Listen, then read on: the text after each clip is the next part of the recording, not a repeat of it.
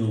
ദൈവം പറയുകയാണ്, ഈ ശരീരം എങ്ങനെയാണോ ചേർന്നിരുന്നു കൊണ്ട്, ശരീരത്തിലെ അവയവങ്ങൾ വ്യത്യാസമുള്ളതായ അവയവങ്ങളായിരുന്നിട്ടും ചേർന്നിരുന്നു കൊണ്ട്, ഏകീഭവിച്ചുകൊണ്ട് ഓരോ അംഗത്തിൻ്റെ അതത് വ്യാപാരത്തിന് ഒത്തവണ്ണം ഉദവി ലഭിക്കാനുള്ള ഏതു സന്ധിയാലും സ്നേഹത്തിൻ്റെ വർധനയ്ക്കായിട്ട് അവനിൽ നിന്ന് വളർച്ച പ്രാപിക്കുന്നു.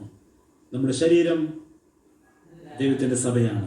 നമ്മുടെ ശിരസ് യേശു ക്രിസ്തു, സഭയുടെ ശിരസ് യേശു ക്രിസ്തു.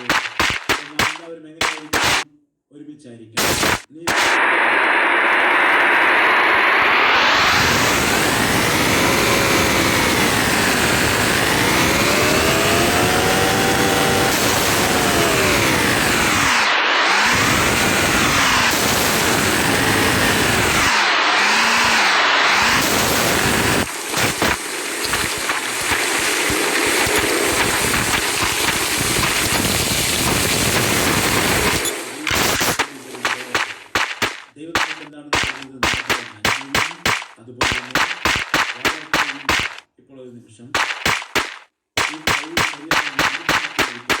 ഈ കൈയെ ആരെങ്കിലും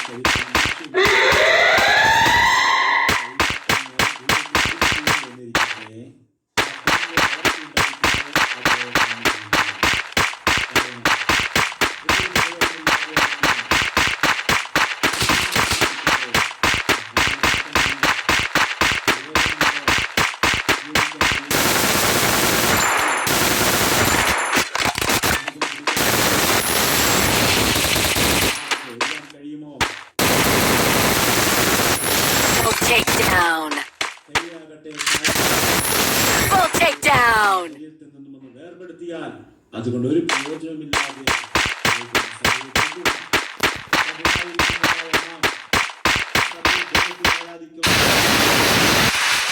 ദൈവ സന്നിധിയിൽ വന്നിരിക്കാതെ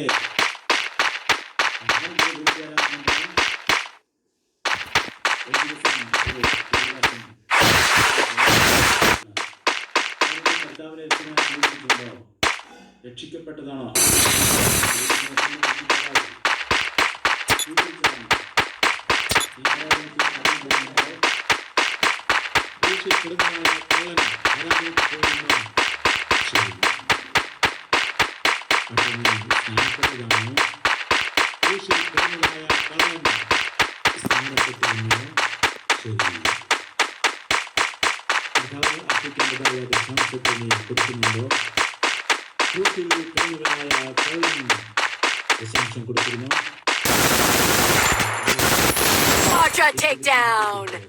പങ്കുവയ്ക്കുന്നുണ്ടോ? ക്രൂശിൽ കിടന്നവനായ കള്ളൻ അപ്പോൾ പറയുകയാണ്, അവൻ ക്രൂശിൽ കിടന്നവനായ കള്ളനാണ്, ഞാൻ ജീവിക്കുന്ന കള്ളനാണ്. അതിനപ്പുറം ഒരു വിശ്വാസവും ഇതാരാണ്? ജീവിച്ചിരിക്കുന്ന കള്ളൻ ആളാണ്? ക്രൂശിൽ കിടക്കുന്നവനായ കള്ളൻ. ആ കള്ളൻ അവസാനമായെങ്കിലും ക്രൂശിൽ കിടക്കുന്ന സമയത്ത് ജീവിച്ചിരിക്കുമ്പോൾ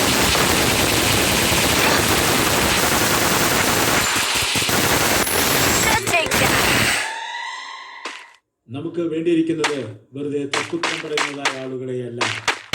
നമുക്ക് വേണ്ടിയിരിക്കുന്നത് അർത്ഥവത്താണ്.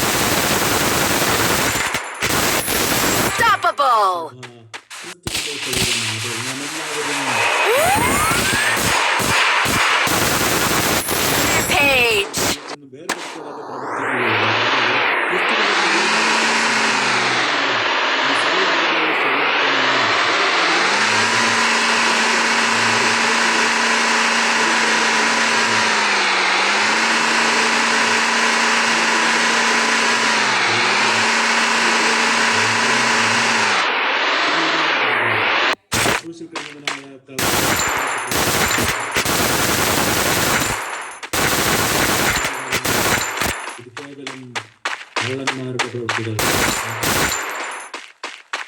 എന്നാൽ യഥാർത്ഥാത്മ ഈ കൈ പ്രവർത്തിക്കുന്നത്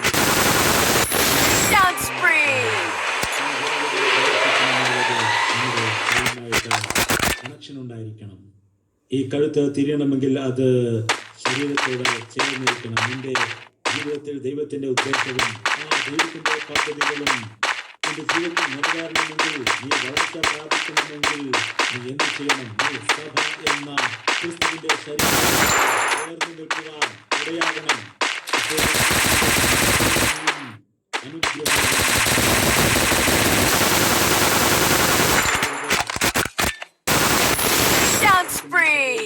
പോകുവാൻ പാടില്ല. സഭാംഗങ്ങളെ, ദൈവത്തിന്റെ ശരീരമായിരിക്കുന്ന സഭയെ വിട്ട്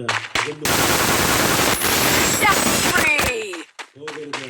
നമ്മൾ ദൈവസന്നിധിയിൽ കടന്നു വന്ന് ആരാധിച്ചാൽ ഒന്നാമതായിട്ട് എന്താണ്?